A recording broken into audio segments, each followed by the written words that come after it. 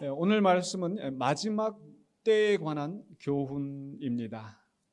이제 앞에 누가복음 20장 1절에서 예수님께서 성전에서 백성을 가르치셨다라고 하고 있고, 21장 또 마지막 부분에 가시면 21장 37절에 예수께서 낮에는 성전에서 가르치시고, 그리고 38절에서 모든 백성이 그 말씀을 들으려고 이른 아침에 성전에 나아가더라. 그래서 20장과 21장은 예수님께서 이제 예루살렘에 입성하신 예수님께서 성전에서 말씀을 가르치셨던 그런 상황입니다.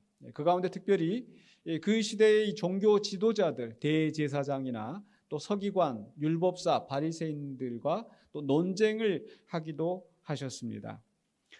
그런 가운데서 이제 오늘 봉독한 말씀에서는 21장 5절 이하에서는 바로 이제 마지막 때에 관해서, 즉 종말에 대해서 교훈을 주시고 있습니다.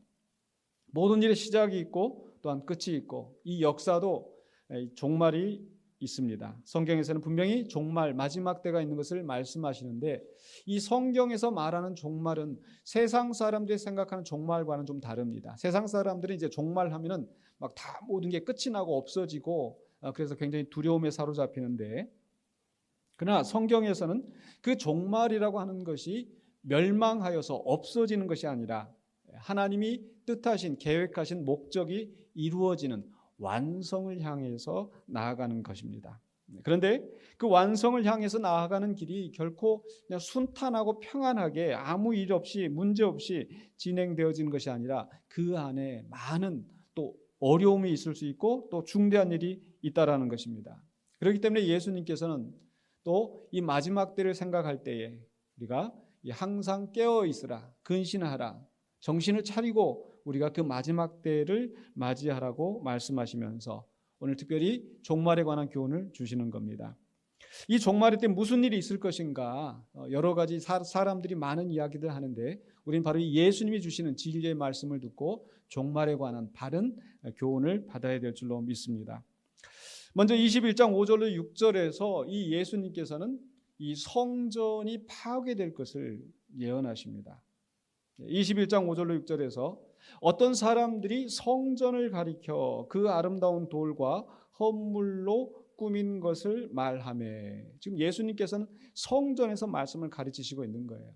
그런데 이 똑같은 내용을 기록한 다른 복음서에 보면은 그 제자들 중 하나가 예수님 앞에 이 성전의 아름다움을 이야기하였다고 설명을 하고 있습니다. 어쩌면 저 갈릴리 나사렛에서 이렇게 온 이 사람들이 그 성전에서 예수님과 함께 이 말씀을 나눌 때에 그게 너무 감격이 되어서 이 성전의 아름다움을 보고 지금 이제 기쁨에 넘쳐 있는 이런 상황이었던 것 같습니다. 우리가 잘 아는 것처럼 솔로몬이 성전을 지을 때 황금과 또 백향목과 가장 좋은 재료들로 가지고 이 성전을 지었습니다. 왜? 온 땅의 주인 되신 하나님의 영광을, 하나님의 임재하심이 있는 곳이기 때문에 가장 좋은 곳으로 화려하게 성전을 지었습니다. 물론 이 솔로몬의 성전이 무너졌지만, 그러나 그 이후로 스룹바벨에서 성전이 다시 지어지고 또 무너지고 하는 역사를 반복하면서 이제 지금 예수님 당시에 이 성전은 헤롯 대왕이 이제 지었던 제 세 번째 성전이라고 할 수 있겠습니다. 그런데 그 당시에 그 시대의 가장 고대 역사학자인 이 조세푸스가 이 성전이 얼마나 아름다운지를 그 역사의 기록 속에 묘사하기를, 이 예루살렘 성전은 이 황금으로 뒤덮여 있고, 그리고 이 아침 해가 떠오를 때 이 해가 그 황금빛에 비춰서 그 성전을 바라볼 때 눈이 부셔서 볼 수 없을 만큼 그런 정말 아름다운 성전이었다는 거죠. 또 그 돌들, 쌓아놓은 돌들이 얼마나 아름답고 귀했는지 그렇게 잘 기록되어 있는데, 그러나 놀랍게도 예수님께서 말씀하시기를, 예수께서 이르시되 너희 보는 이것들이 날이 이르면 돌 하나도 돌 위에 남지 않고 다 무너뜨려지리라. 충격적인 말씀하시는 겁니다. 하나님의 임재하심이 있는, 하나님의 백성들이 모여서 예배하는 이 성전에서, 또 예수님께서 친히 그 성전에서 말씀을 가르치시는데 이 영광스러운 성전이 무너진다고 하는 것, 그것도 무너져도 그냥 무너지는 게 아니라 돌 위에 돌 하나도 남지 않을 것이다. 완전히 바닥까지 무너지고 파괴된다는 것을 말씀하는 거죠. 방금 전에 말씀드렸던 요세푸스는 이 성전이 무너지는 사건이 바로 주 70년에 있었다는 것을 기록하고 있습니다. 즉 로마와 유대 사이에 전쟁이 벌어져서 로마의 사령관인 타이투스 또는 디도라고 하는 그 사령관이 군대를 이끌고 와서 예루살렘 도시를 불사르고 또 성전을 파괴하였던 그런 역사가 있었다라는 거죠. 근데 그렇다면은 이 성전이 무너지는 이 역사가 주 70년에 일어나고 그렇다면 그 뒤로도 여전히 종말이 오지 않고 2000년이 지났는데 과연 이 성전이 파괴되는 이 역사가 과거 한때에 아주 오래전에 우리로 봐서는 아주 오래전에 있었던 역사인데 그것이 우리에게 무슨 의미가 있을까? 성전 파괴의 예언은 과거로 끝이 났을까? 그렇지 않다라는 겁니다. 그것이 이 주 70년에 일어났던 이 사건이 예수님의 말씀하신 성경 파괴연의 일부는 될 수 있을지언정 전부는 아니라는 거예요. 사실 예루살렘 성전이 파괴된 그것만 하더라도 예수님이 말씀하시기 전에 약 600년 전에 예레미야 선지자를 통하여서 바로 예레미야 선지자가 이 예루살렘의 성전의 파괴를 예언한 바가 있고 그 예언한 대로 주전 586년에 바벨론에 의해서 성전이 다 무너지고 초토화됐던 그런 사건이 있었습니다. 그리고 나서 이제 이 성전이 다시 세워졌지만 이 성전이 무너질 것을 예수님이 말씀하십니다. 즉, 이 예루살렘 성전은 하나님의 임재하심이 있는 하나님의 영광이 깃들어진 성전이지만 그것이 영원하지 않고 오히려 이 되풀이되는 역사 속에서 성전이 무너졌다라는 거죠. 그리고 종말의 때에 또다시 여기에 이 성전이 무너지는 역사가 있다는 것을 말씀하시는 건데 그것이 곧 우리에게 어떤 의미가 있느냐 생각적으로 세 가지가 있는데 첫 번째로는요. 바로 이 성전이 왜 무너지는가? 하나님의 영광이 있는 그 성전이 무너지는 이유가 무엇이겠습니까? 예루살렘 예레미야 시대에 왜 그 성전이 무너진다고 하였고 왜 지금 이 주 70년에 이 성전이 무너지게 되는가? 그것은 바로 부패한 종교에 대한 하나님의 진노의 심판이 있다라는 겁니다. 예레미야 시대에도 그랬었고 예수님 당시에도 거기에 있는 대제사장과 서기관과 바리새인과 율법사들이 거기에 외형적인 예배는 존재하지만 제사는 존재하지만 그러나 하나님의 말씀을 떠나고 자기 소견에 오른 대로 살아가는 그런 사람들, 부패한 사람들, 불의한 그런 종교 지도자들에 대해서 하나님께서 심판하시는 역사가 있다라는 것. 마찬가지로 교회에 대해서도 요한계시록에서 그 처음 사랑을 회복하지 않고 우상을 섬기면서 예수 그리스도의 피값으로 산 교회지만은 예수님께서 그 교회의 촛대를 옮기신다고 말씀하지 않습니까? 그래서 이 세상의 눈에 보이는 것들은 영원하지 않습니다. 아무리 종교의 외형적인 것이 남아있다 할지라도 그것이 영원하지 않고 잘못된 길로 갔었을 때 하나님의 분명한 심판이 있다는 것을 우리는 기억해야 할 것입니다. 교회의 역사에 있어서도 중세 교회가 그렇게 베드로 성당을 짓고 많은 그런 교세가 확장되어지고 종교 지도자들이 세상의 권력을 가지고 교회가 승리하는 것처럼 보였지만 그러나 실상은 영적으로 부패하고 타락하고 그래서 교회가 망하게 되는 그런 역사도 있었다라는 거죠. 그래서 우리는 이 부패한 종교에 대해서 하나님께서는 결코 방관하지 아니하시고 심판하신다라는 것을 종말의 때가 이르기 전에 그런 하나님의 무서운 심판이 있다라는 것을 우리는 기억해야 합니다. 또한 두 번째로 생각할 것은요. 바로 이것이 이 성전이 아무리 아름답고 영화로운 것이라 할지라도 그것이 영원하지는 않다라는 겁니다. 즉 우리가 우리의 삶 속에서 우리 눈에 좋아 보이는 거, 세상 사람들이 부러워할 만한 거, 아무리 멋진 집을 짓고 명품으로 치장을 하고 좋은 차를 타고 그래서 그것을 위하여서 살아가는 많은 사람들이 있는데 그것이 주님의 나라에까지 영원하지 않다라는 겁니다. 그것들이 무너지고 빼앗길 때가 온다라는 것을 우리는 기억해야 할 것입니다.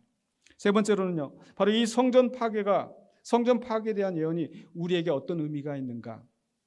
바로 이 시대의 종말은 이 성전이 무너짐으로써 하나님의 역사가 끝이 나는 것이 아니라 완전한 하나님의 새로운 시대의 역사가 시작되어진다는 겁니다.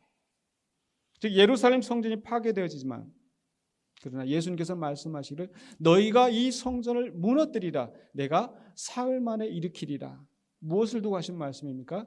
당신의 몸을 두고 하신 말씀이셨죠.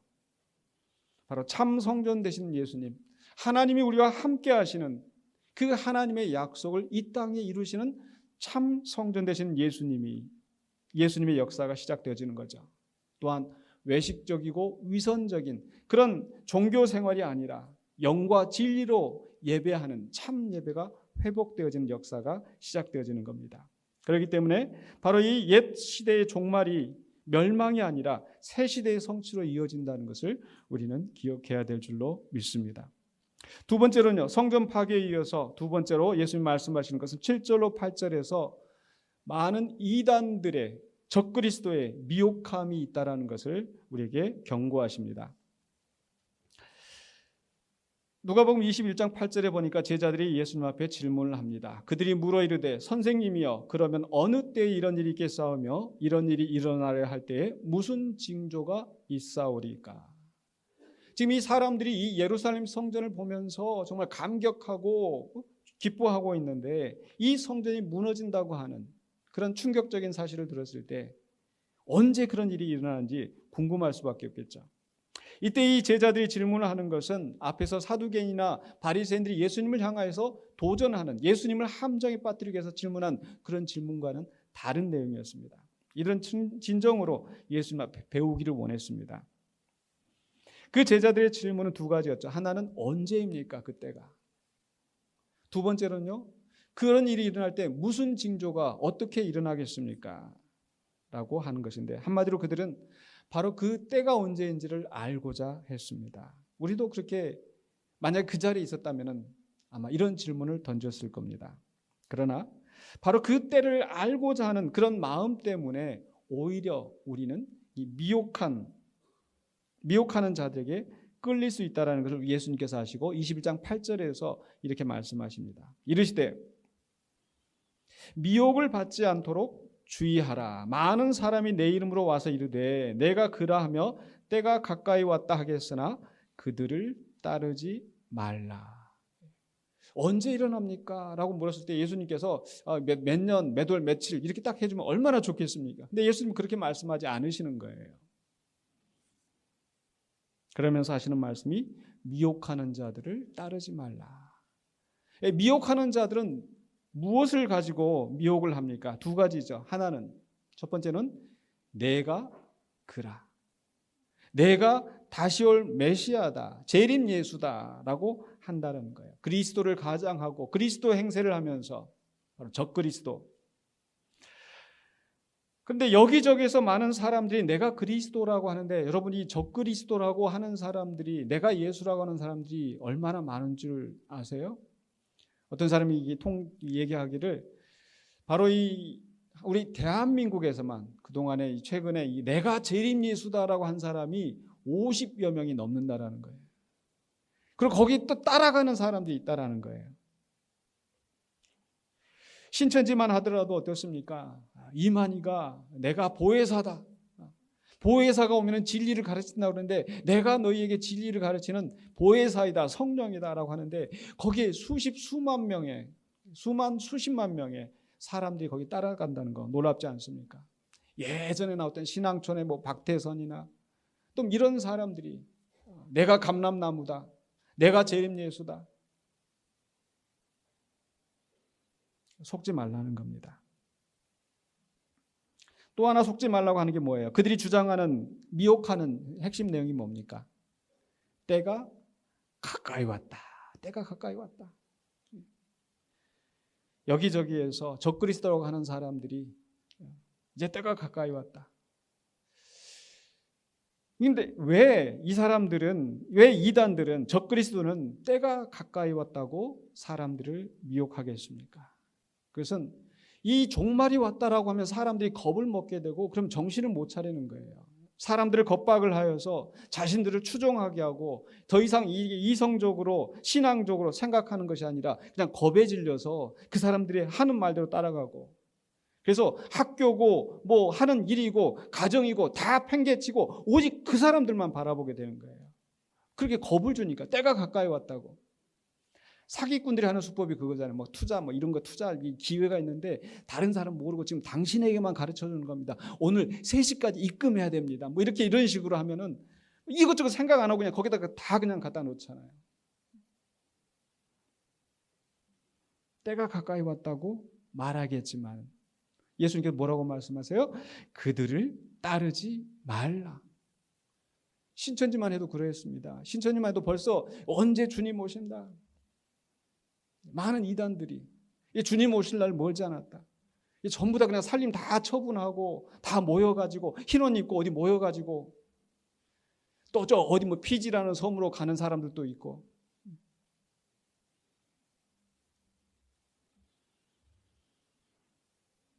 때가 가까이 왔다고 하는 말들에 속지 말라고 우리 지금 분명하게 말씀하십니다. 그러니까 누구라도 언제 지금 뭐가 왔다라고 하는 사람들은 100% 이단이니까. 왜? 우리 주님이 뭐라고 말씀하셨어요? 때와 기한은 하나님께서 자기 아버지께 두셨다고 그랬고 언제인지 알지 못한다고 그랬고 그런데 예수님보다 더 아들도 모른다고 그랬는데 자기들이 안다고 하는 것은 예수님보다 더 높고 더 뛰어나고 이게 적그리스도 아니겠습니까? 그래서 언제 주님 오신다, 언제 재림이다, 언제 종말이 온다 라고 말하는 사람은 100% 거짓말이고 지금까지 역사에 많은 그런 이단들이 미혹하는 사람들이 있었지만 이루어지지 않았습니다. 예수님 말씀하신 것처럼 그들을 따르지 말라. 이단의 미혹에 대해서 우리는 경계해야 됩니다. 세 번째로 예수님께서 말씀하신 것은 말세 때 무슨 일이 일어나는가? 21장 9절로 11절입니다. 난리와 소요가 일어난다고. 21장 9절. 난리와 소요의 소문을 들을 때에 두려워하지 말라. 일이 먼저 있어야 하되 끝은 곧 되지 아니하리라. 분명히 난리와 소요가 있긴 있겠지만 바로 그 난리와 소요에 대해서 10절로 11절에 말씀하시거든요. 또 이르시되 민족이 민족을 나라가 나라를 대적하여 일어나겠고 뭡니까? 큰 전쟁들이 일어나는 겁니다. 곳곳에 큰 지진과 기근과 전염병이 있겠고 또 무서운 일과 하늘로부터 큰 징조들이 있으리라. 그래서 10절로 11절에 이 무서운 일들이 일어나는 것을 말씀하시는데 여기 보면은 이 국어에서 소위 말하는 이 점층법이라는 게 여기 들어가 있어요. 점층법이라는 것은 점점 세지는 거예요. 계단으로 올라가듯이. 그러니까 앞에는 뭡니까? 민족이 민족을 나라가 나라를 대적하여 일어나는 전쟁은 사실 사람들이 일으키는 거예요. 그러니까 사람들이 서로 갈등을 잘 해소하고 풀면 일어나지도 않을 일인데 그런 전쟁이 일어나는 거예요. 그런데 그 다음에 두 번째는 뭡니까? 큰 지진과 기근과 전염병 이런 것들은 우리 사람의 의지와 상관없이 일어나는 그런 재난들인 거죠. 또 무서운 일과 하늘로부터 큰 징조들이 있으리라. 땅에서만 일어난 일이 아니라 저 하늘에서부터 일어나는 무서운 징조들, 영적인 싸움들 이런 일들이 벌어진다는 거예요. 없는 게 아니라 있다는 거예요. 그런데 예수님이 뭐라고 말씀하세요? 이런 일이 있긴 있겠지만은 그러나 끝은 곧 되지 아니하리라. 근데 여기서 우리가 생각할 건 뭐냐? 이런 무서운 일들이 일어날 때에 사람들은 야 이게 종말이다, 말세다. 우리 자신도 그런 생각들 하지 않습니까? 얼마 전에도 이제 코로나 아직도 뭐 코로나가 다 끝난 건 아니지만 막 코로나 되고 사람들 마스크 쓰고 다 이렇게 있었을 때 여기저기서 이런 사람들 저런 사람들이 하는 얘기가 뭐예요? 정말 이제 말세가 다가왔다. 어디서 전쟁이 나고 저기 중국에서 아프리카에서 이런 재난 지진이 일어났을 때 이게 종말의 때가 다가왔다라고 이렇게 얘기를 하는데 예수님은 그러나 끝은 아니라고 말씀하시는 거예요. 근데 그럼에도 불구하고 이런 이 많은 재난과 이런 일들이 벌어지면 사람들의 마음이 약해지고 약해지다 보니까 엉뚱한데 끌려간다라는 거예요.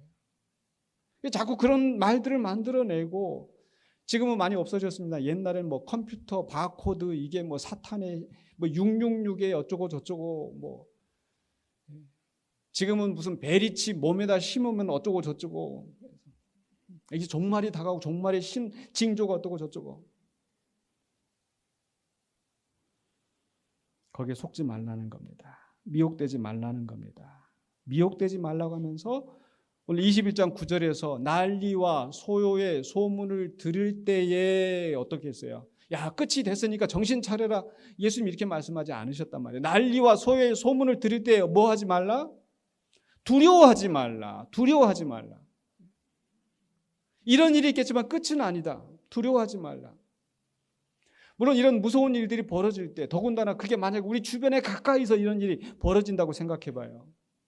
그냥 뉴스에서만 보는 것이 아니라 실제로 우리에게 그런 일들이 일어난다면, 지금 우리 대한민국에서도 그런 강도 높은 지진들이 여기저기서 일어나고, 우리도 지금 이제 우리가 다 우리도 안전하지는 않구나. 지진으로부터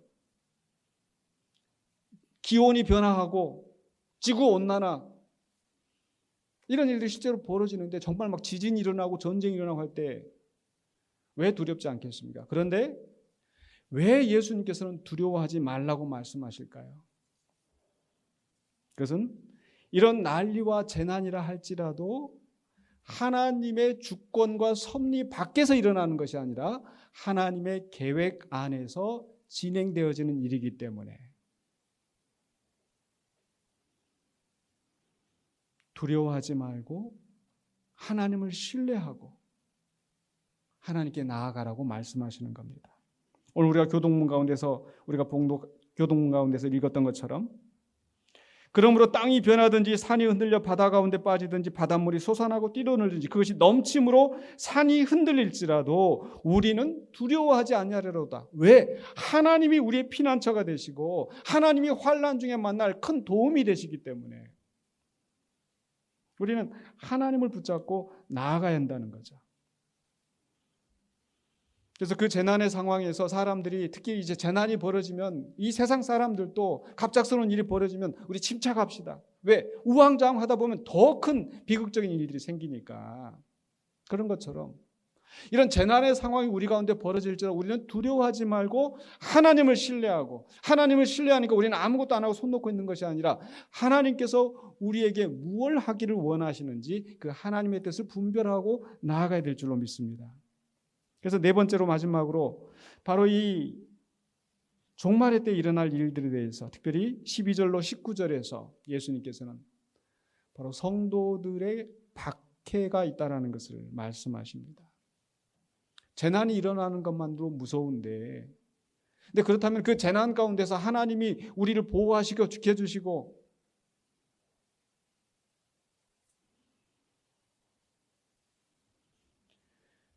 그런 막연한 기대가 아니라 오히려 그 속에서 우리 성도들이 더 어렵고 힘들어질 수도 있다라는 것을 예수님께서는 경고하십니다.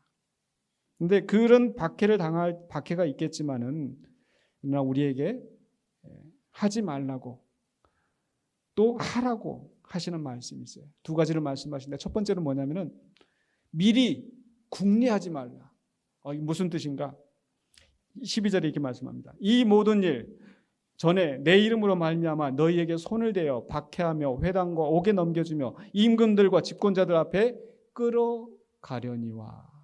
예수를 믿는 그 이유만으로, 예수를 증거하는 그 이유만으로 세상의 권세자들 앞에 끌려가서 매를 맞고 고통을 당하고 그런 일이 벌어지겠는데, 그때 우리는 어떻게 생각을 해야 되는가? 13절 14절에 이 일이 도리어 너희에게 증거가 되리라.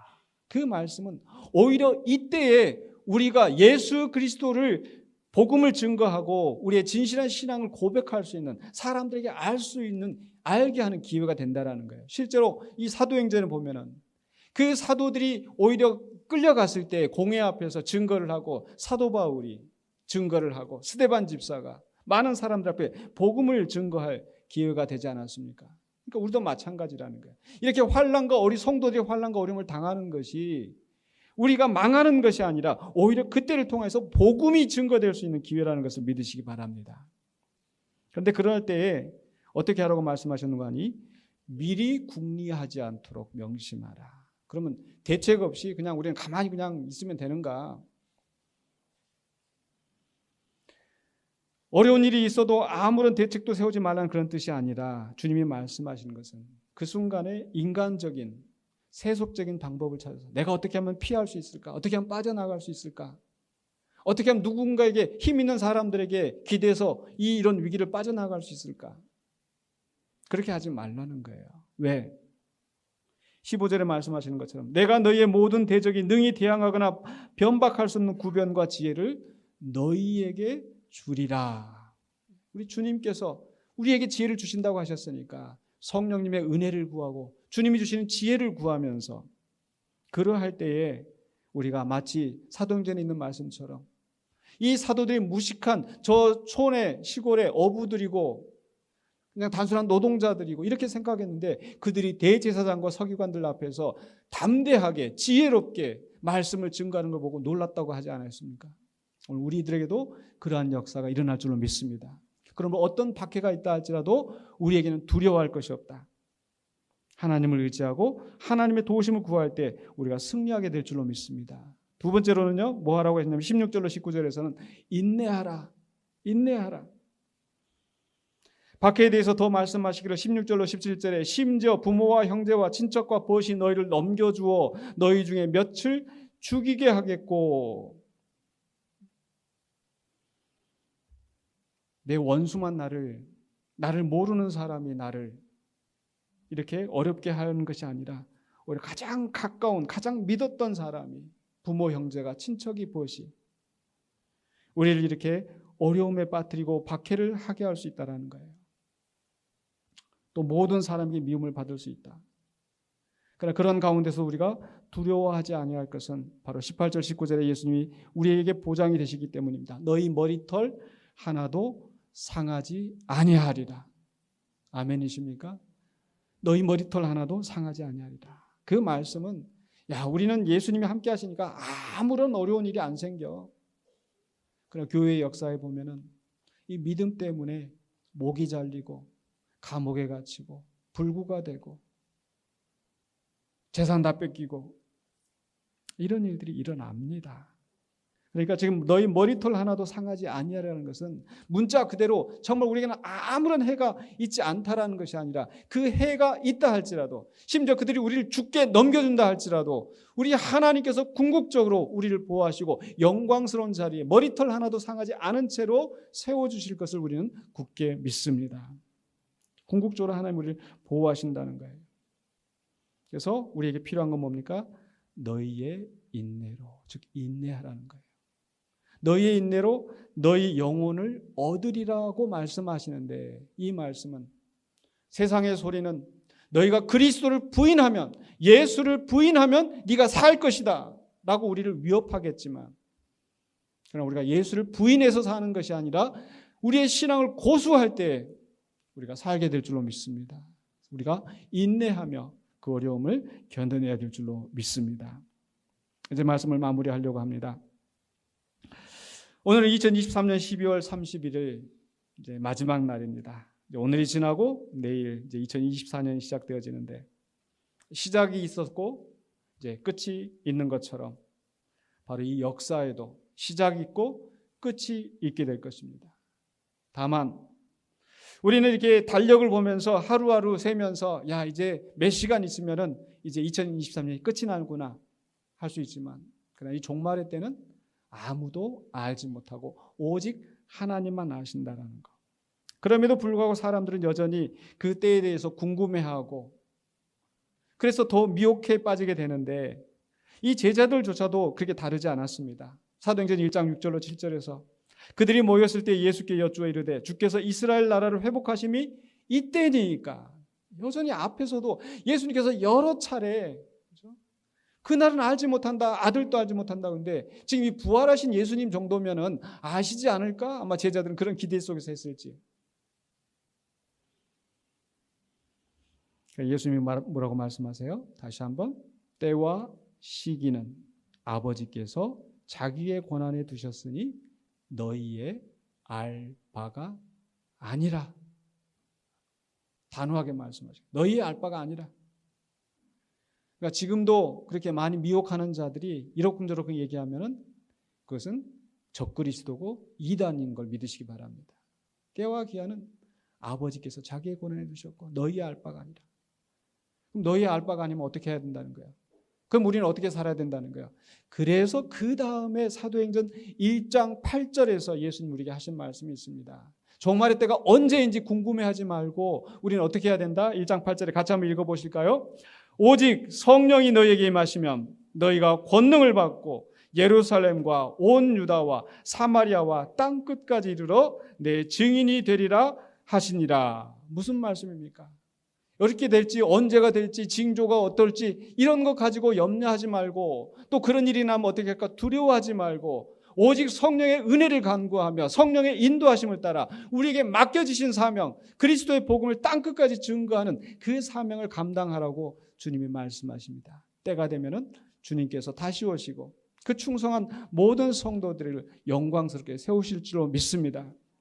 그래서 우리 2023년에 우리가 주의 복음을 위하여서 여기까지 왔던 것처럼 이제 2024년에도 정말 성령의 도우심을 간구하면서 권능을 받고 그리스도의 복음을 증거하시는, 그리스도를 증거하시고 하나님 나라의 확장에 동참하시는 우리 저와 우리 모든 성도님들이 되시기를 주의 이름으로 간절히 축원합니다. 기도하겠습니다.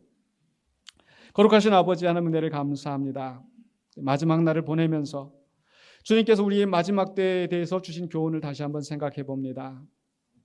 세상에서 우리가 믿던 모든 것들이 또 무너지고 우리의 잘못된 모든 것들이 주님 앞에 심판을 받고 또 미혹하는 자들이 우리를 미혹하게 하고 우리를 박해하는 자들이 우리를 어려움에 빠지는 그날이 오게 될 것이지만 우리는 두려워하지 않고 주님이 우리에게 주신 사명을 감당하며 나아가기를 원합니다.